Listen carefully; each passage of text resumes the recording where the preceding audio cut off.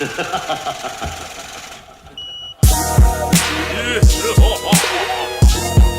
I write you squares. Yeah. 5 just fun. Put my watch on and shit. What the hell of a All black with a combination, little man? bit of gold. Trips and cocaine. Yeah. Some legendary shit, man. Spit out. It's crazy all the shit that I done in California. Well, you guys know I don't have an intro for this podcast, although I do go by Tony Awdball, and this is an odd conversation with a very special guest. Yeah, it's Young Miss. What's going on, y'all? What's up, man? So, I kind of came across your music, through the group chat that we had with Noah James and like a bunch of inland rappers and stuff. And, so I dipped into a lot of people's music, and I like yours a lot. I like everybody else as well. Even Curtis King and all the other dudes from over there. Mm-hmm. But what was it? Like, I really don't know too much of your background. Usually I'm more prepared than this, but this is like one of those things where, I think we all get to learn about each other through this whole thing right here. So we get the basic questions out the way before we dip in. Okay. So like where you from and what got you into making music? I was born in Inglewood. Right now I'm living in Riverside. Went to school in Moreno Valley, so I'm really repping the IE, but my roots are in Inglewood. What was your other question? I'm sorry. Oh yeah, like how long you been making music for and such? I've been singing in church choirs forever, like since 2. I think in high school, middle school I started writing poetry, and at high school is when I started recording. Oh, okay. When I got into like, okay, let me figure this out, software and hardware. Yeah, that was more high school, sophomore, junior year. Dang. Did you like make your do your own production and stuff as well or no? Yeah, I used to do it a lot more so now. I work with other producers, so I don't have to worry about about that. I can just focus on making, the music, the vocals. But I used to. Oh, okay, no, I feel you. So what was like one of those first things that really brought you into like hip hop and like, kind of like curating your own sound? I would say my brother influenced me a lot because he listened to a lot of hip hop in the next room over. But I was young, so I was listening to gospel. So, but I hear like, what's he listening to? Usually it's JayZ, but it's knocking through the walls, and like I was already in love with music, so I was kind of curious, like, man, what is this? And so I got me a CD player. This way back in the day when they had CD players. Yeah, no, I'm not gonna lie. Back in high school, when you had LimeWire and people were like asking you to make them a CD, my goodness, that was a good hustle right there. Yeah, I was on that. I still do that sometimes for like older people. They're like, "Oh, can you make me a CD?" But we don't have LimeWire no more. No BitTorrent, LimeWire, FrostWire. We have YouTube Converter if we really want to try to sell that. Definitely, but less viruses. So. Yeah, hands down. My goodness, you know how many times I got so sick and tired of hearing about Monica Lewinsky and Bill Clinton. Man. Oh my goodness, I did not have sexual relations. Right. But what's it called? So, that's a cool thing about learning about the gospel side of you, and then transitioning into the hip hop thing. Reminds me a lot like Boogie. Boogie is very, very melodic but he also brings that hip hop out. Right. But when he wants to sing, he uses that voice. Yeah. So like that's kind of the way. Now that you've pointed out that way to me, I kind of view it the same way now when I listen to your jams. It's to me, it's like very catchy. It gets stuck in your head. Sometimes you want to hit repeat. See what's good from there. That's what I try and go for. Keep it simple where people can enjoy it. But it's still something deep in it. Yeah, exactly. Yeah. And just like I mentioned right before we started recording and such, the way I view you right now is that the East Coast got Rhapsody and we got a Young Miss on this side. You I like know that. what I'm saying? I like that. Appreciate that. Hands down. Because for you, coming from Inglewood out to here, I kind of understand it because, I was born in Whittier, but then I moved out to Fontana, like super young, and like grew up out there until like high school and moved out like back towards LA. So, to me, I don't know how it is for you out here or whatnot, but me growing up, it was always like, like a big LAIE beef for no reason. It was just still. Yeah, it's still like that out here. Seems like it. I don't know. Like the way I've kind of seen it was like I'm kind of from both. It's not really like a regional thing where I'm like ticked off about. Right. But then again, I'm not living that lifestyle either. So to me, the way I look at it is like, I'm cool with both areas. Right. Yeah. I mean, I live in the Inland Empire, so I have to big up where I'm at, where I walk around, where I lay my head.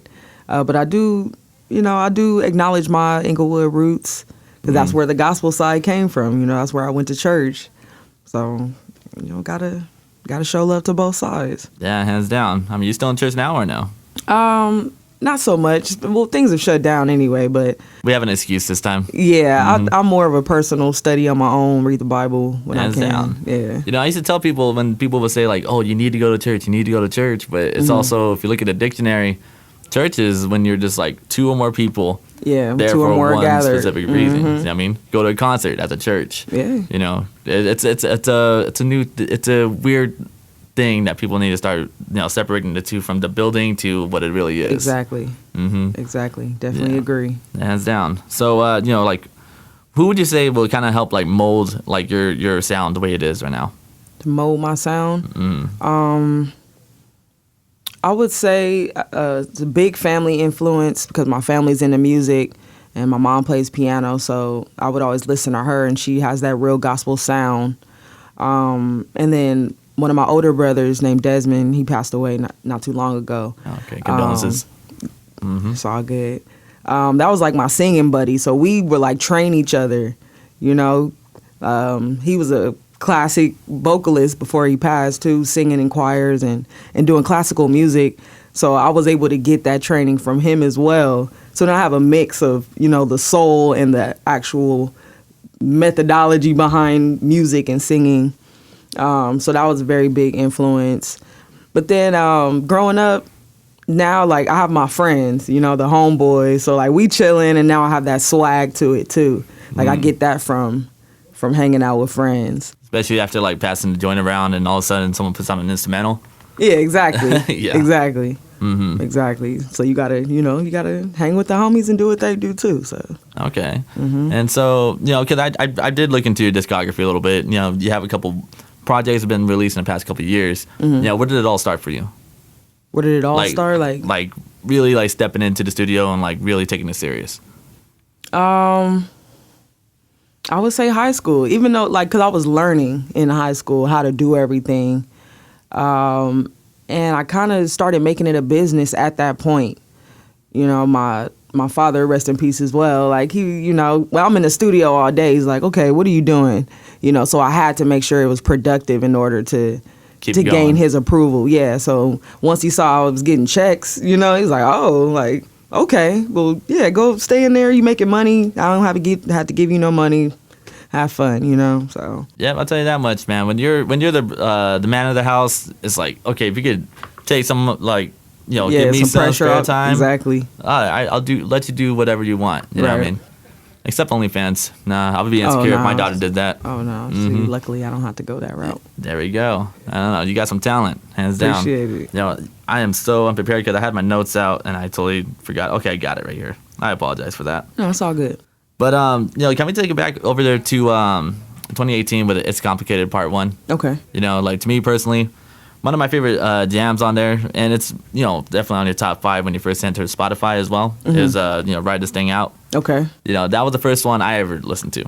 Yeah. And that when you first hear when the first chorus comes in, like it's like, okay, before you start the verse, I had to hit back real quick. I'm like, no way, and I'm like, all right, I'm feeling it right there. But you also had Curtis King on that one. Right.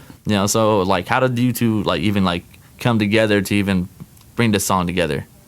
Well, Curtis King was actually one of the first people from the IE. I went to a concert. I was working with Juicebox, King Dice at the time. So I was blogging. We were covering a concert, and he actually I was at the concert, but nobody really knew me or talked to me. Because I was making music at home, but I was trying to step out into the community. And he walked up to me, was talking to me, so we built that connection there. And then we did a song called Judy years back. So when I heard this one, I was like, man, who could write, who could kill this beat? And I was like, yeah, let me send it to Curtis, and he knocked it out the park. Oh, wow. Okay. Dang. And did he do the production on that as well? No, Dope Kid Danny. Dope Kid Danny, he's out the IE as well. All right. Yeah, no, you two actually on that song, it definitely doesn't sound like those things where, okay, just email me your verse or whatnot. Like, it just seemed like you guys had some chemistry on that track. No, I was glad that he could match my energy on that. You know, yeah. Unfortunately, we weren't able to get into the studio and work face to face, but I mean that's usually how I do things. Send the verse off, and luckily everything comes back solid. Hands down. And so, like, overall, just because, just so everyone can get a better understanding of what that, consisted of that project right there, what was, like, going on, like, during that time frame of you just, like, putting those songs together and deciding which ones you're going to keep in or whatnot? Most of my projects are based off of, I'm going to say, my love life, just to be honest, so going through it, that's why it took so long to put out, because I'm writing it as things are happening.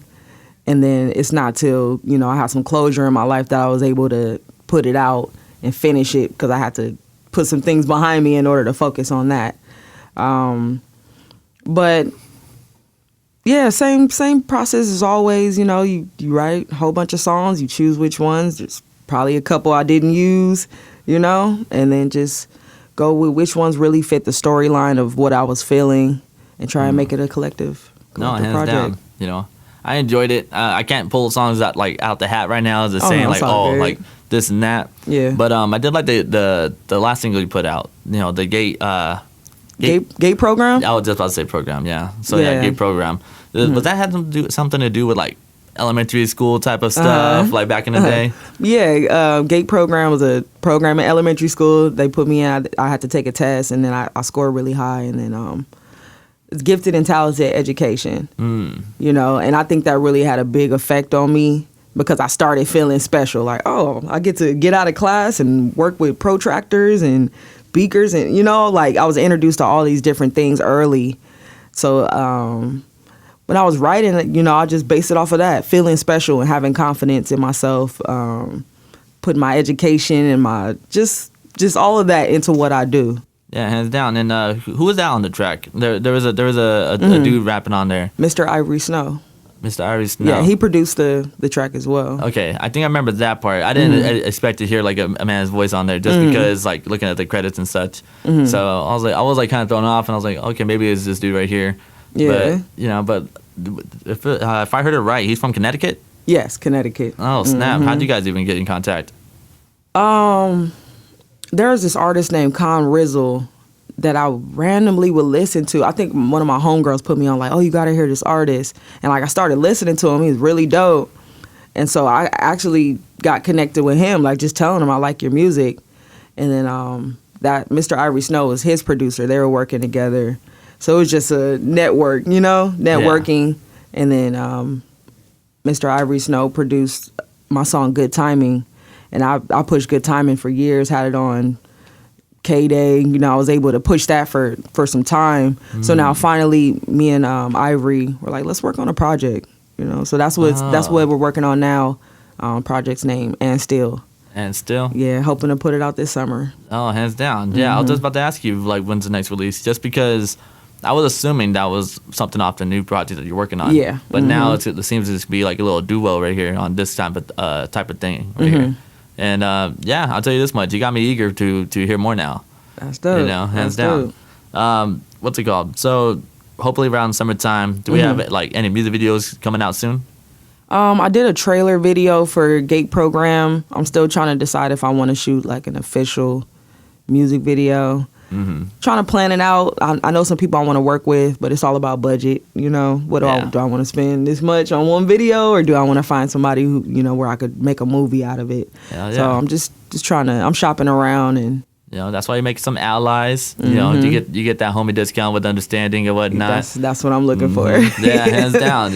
Yeah. A lot of people out there just leeches, but when you actually have a real relationship between one another, then it's like, okay, we have an understanding, and we're gonna see where it goes from here. Exactly. Hands down. So on this show, it's an odd conversation. I just ask some odd questions, some weird questions and whatnot. So let's say that you're stuck on, you're on lockdown again for quarantine, but like. This is like martial law lockdown. You have to stay indoors. But for some reason, the internet messes up, and now you only have 3 artists to listen to, whether the band, singers, whatever. But you get all the discography, including the songs that they're featured on. Okay? I'm going to make it a little complicated for you. You can only rock with those 3 artists or bands for the rest of the year. Who are you rocking with? I would say Erykah Badu, Mm. Dolla Sign, Okay. and I want to say JayZ. It's between JayZ and Kanye. Okay, now I feel you Yeah. on that. See, that's the thing with like JayZ. A lot of wordplay I love about his stuff. Mm-hmm. You know, Kanye just kind of has like his own like picture that he paints for everybody else. Right. You know, but if I'm looking for, damn, I don't know. That is a hard one. Did someone just fall? I know. Dang, Hopefully someone's all collapsing out there. Like, oh, JayZ. Right. No, but Dolla Sign, that's a new one though. I never really expected to hear that so much. Yep, there's another dead body. Dropping like flies out Yeah, there. welcome to Riverside. Man. Nah, but but with Dolla Sign, I'm not gonna lie, he's featured on so much, and like I don't know if it's because his feature prices are that affordable for other people, Hey, but like he's smart. been rocking with so many different like tiers of like popularity on hip hop and just Right, music in everywhere. general. Yeah. He- And I remember when he was first starting out, Tooted and Booted with YG. Even before that, he was working with YG and they weren't really popular. When everybody during like the Jerk era in 2008. Yeah, YG used to be the whole jerker as well. You know what I Yeah, mean? yeah. That's I think a lot of people don't even know that. on top I know, of- but I was around for that. I used to make jerk beats, so like I know some of the jerk rappers out here. I used to just throw them beats, so like watching them come up and seeing where they are now is very inspirational to me. And seeing Dolla Sign as a musician and a singer, and he's doing his thing. He has his sound, and it's that West Coast R&B sound. Like I don't know if he's from Inglewood, probably from Compton too, but it reminds me of the Inglewood sound. So whenever I see he drop something, I put it on. Yeah, even with the jerk movement too, we had an inland group come out from that. Audio Push. Yeah. Yeah, that one surprised me because I went to go see Snow the Product like years ago, and Audio Push was like the supporting act. Okay. And so to me, I was like, how is this gonna work? But then once I had seen them live, and I just thought it was gonna be a bunch of jerking, just because of like. Oh no, this they older got stuff. skills. No, they actually know what Yeah, the hell they they're got doing. bars. And they even brought out Hit Boy as well. Oh, Hit Boy. And Okay. Hit IE. Exactly. And that's the Yeah. thing. I really feel, I've been saying this for I don't know how long now, but I really feel like the Inland Empire is actually going to be getting a lot more attention soon. Because let alone China from, IE Radio just interviewed Kanye Oh, with yeah, a she's machine. doing her thing. Right. And then, we also got Hit Boy, doing the whole collaboration with Nas and all these other Right. people. And, but now, shoot, man, we got Noah, we got Cam, we got you, we got Triz, we got Curtis. Like it's like undeniable talent out here, and which I feel that people need to start recognizing and start pushing a little more. You Yeah. catch what I'm saying here? Yeah. Yeah, hands down. Well, Yeah. I feel like things have slowed down a little bit actually. Like, I don't know, around like 2012, 13, 14, I feel like things for the IE were really building up, and I expected it to go somewhere, and then like, well, quarantine happened, but even before that, I feel like things started slowing down, but I think maybe it's time because the new generation is starting to come in, so if the new and the old connect, then yeah, maybe we could take it somewhere. I also feel that when it comes to that stuff, everyone has such a short attention span. Yeah. So like when it comes to like the internet game or whatnot, we can have a good buzz, and then someone's just gonna do some outlandish shit, and then now everybody's like, oh, totally forgets about whoever's ever just listened to at that time. Right. So like that's just the unfortunate part about this whole thing. But I think that what I can agree with, at least on my opinion on it, is that the inland can be working together a lot more. And let alone with just them as each other. That the other counties can just like ignore the regional thing, and then just if you fuck with them, you fuck with them. Right. You know what I'm saying? Right. So that's the way I view it. Yeah, it's definitely important. I'm really big on networking. I'm out in San Bernardino. I went to Cal State San Bernardino, so I was working out there. Like, okay, You who's smart out? as shit. Oh, I'm trying. I'm at CBU right now, trying to get this master's. Okay. But just moving around. San Bernardino. I have people in Moreno Valley, UTB in Moreno Valley. It's really about moving around and working. Yeah. And that's how everybody will come together, because we can go anywhere and be accepted. It's not like, oh, you can't go out here. Like, no, come out here and let's work. Let's make something happen. Exactly. So there's that. I got another odd question for you right Okay. here. So if you could kick it with one cartoon character, who you chilling with? One cartoon character. That's a tough one. Yeah, like I just had Frankie OG up here 2 weeks ago or so, and he had a good one which I'm stealing, which is Roger Rabbit. Roger Rabbit. Yeah. Oh, he's a little bit too animated. But he is also the guy in the city. Yeah, that's true. That's Mm-hmm. true. I mean, first person who came to my head was Spinelli from Recess. I just feel like she would be. We could chill. You feel we could probably go play sports. Yeah. Like she seemed like if she was older now, well, like she's all like a tough ass bitch and shit. Right, man. go get Oh a my drink, God, yeah. dude, hell yeah. Over Right. there like drinking you under the table. Exactly. Tuck you in after. Oh my goodness. yeah. Yeah, I'm not gonna lie, dude. Recess, that was like the show I'd watch right before I had to leave the school. Uh-huh. And I've always looked forward to it. I'm going to school. I'm like, okay, my recess is gonna be like theirs. And Right. nah, ain't happening Right, for me. with 1,000 Ashleys. Mm-hmm. Yep. Oh, dang, I forgot all about that, dude. I'm not. That's like one of the reasons why I don't like Ashleys in general. Like I just feel like a lot of Ashleys, Tiffany's, and Michelle's act so much alike that it's like, damn, like I really don't want to like judge you just based off your name, but Right. like I run into so many of you to not see the similarities. Like I don't know what it is. Yeah. No, they hit the nail on the head with that one. I was creative putting that in the show. Like, it was like 6 Ashleys, but they're all different. My goodness, imagine they do one like in a. What, like all the Asians in school has like the same last name? Like, Oh, that would be horrible. that would be one, that would be problematic. But then two, if you Yes. really think about it, I've been to so many schools where everyone had a lot of like my Asian friends. The last name would be Kim. They wouldn't be related, but it just happened to be that way. Yeah. Kim and Lee was all very, very common. But shout out to you guys. You guys know Right. I love you guys. Yeah, same here. But so you'll run with Spinelli? Spinelli. I'm going to go with Spinelli since that came to the top of my head. Okay. No, I feel you. Now, you only have a couple hours left to live, but you get offered any meal you would like of your choice. What's you taking? Any meal, my last meal. That's tough. I'm a vegetarian, so I don't have that many options. Wow. Yeah, so it's not like, oh, give me a steak. Like, no, I don't want that. Dang, not even for your last meal? No, so I could throw up before I die. Like, no, I'm good. Yeah, I see you on that. I see you on Yeah, that. I haven't eaten meat for like 4 or 5 years, so I'm like, I don't want to. I haven't eaten meat in like 4 or 5 hours, honestly. No, Hey. I'm messing with you. I don't know. I might go with like, off the top of my head, I first thought like pasta because I eat a lot of pasta. Honestly, like. Yep. You can never go wrong with that, honestly. Yeah. There's only one person I met that's disgusted by any kind of spaghetti, pasta. Yeah. Yeah, she said it's just a texture, it just like gets her grossed out. I'm like, dude, how? I mean, I could see that thinking texture wise, but it's a go to for me. Throw in some vegetables. You can make pasta like tons of different ways. No, I feel you.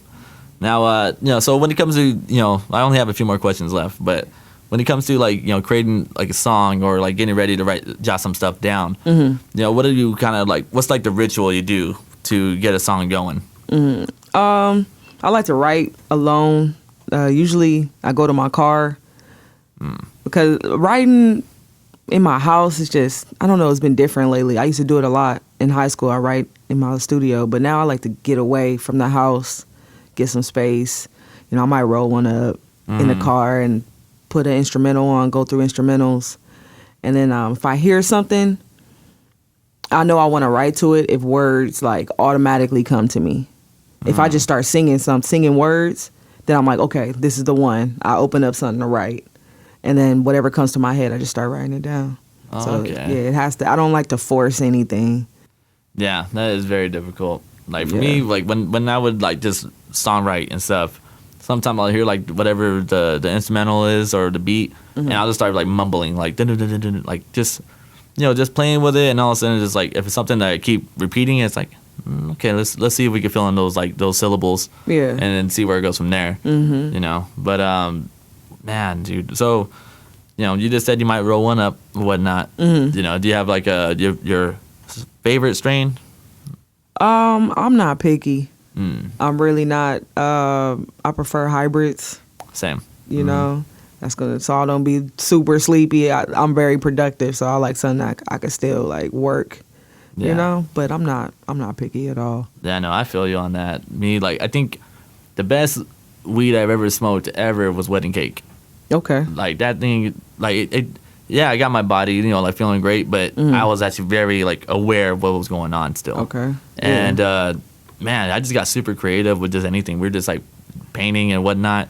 You know, like that's the thing. Like marijuana really is like kind of like therapeutic if you use it right. You know? Yeah. Like me, I don't smoke often because like there's a lot of times where I'll just be like a total bum and I can't stand it. Yeah, I use it to wind down. You know, I get anxious a lot because I work so much, so I get anxious, and sometimes I really have to take that time and like, okay, take some time for you, relax, breathe, and it does that. It's like unlocking. You know, it relaxes you. So I'm able to keep going, so I'm not stressing so much, and it helps me be more productive. Hands down, I feel you. I feel you on that. So, you know, someone's listening to this for the first time, getting to know you a little more, and they want to like, okay, I want to see what songs to check out first. What's like the first one to like recommend for them to be dragged in? I know it's old. I'm supposed to be pushing my new stuff, but like I always say, good timing, just because I push that so much. I have a song called Bow that was kind of popular because I had to dance to it, so I was performing that everywhere. And it's 2 different songs, you know, so I tell people those 2 so they can see that I like to make different types of music. I don't like being put in a box. Okay, no, I feel you. I feel you on that. And you know, so oh my goodness, I spaced out with this last question right here. Oh, performances. So, you know, what's like one performance or like either an experience going to or from, you know, the performance or whatnot? Like, what's one that stands out like so much to you? I had a performance at the Roxy. I want to say it was the Roxy it was a R&B group named June's Diary. They were created and managed by Kelly Rowland. Oh, okay. Yeah, Destiny's Child. So that was a big show. That was a really big show for me. And the Roxy stage is dope because it's soundproof, right? They closed the curtains. So I'm doing sound check, and I'm like, I could do sound check with all these people in the crowd, but they couldn't hear anything. Like, I asked my friends, like, did you hear me sound checking? I'm like, no. So I thought that was dope. I still don't understand.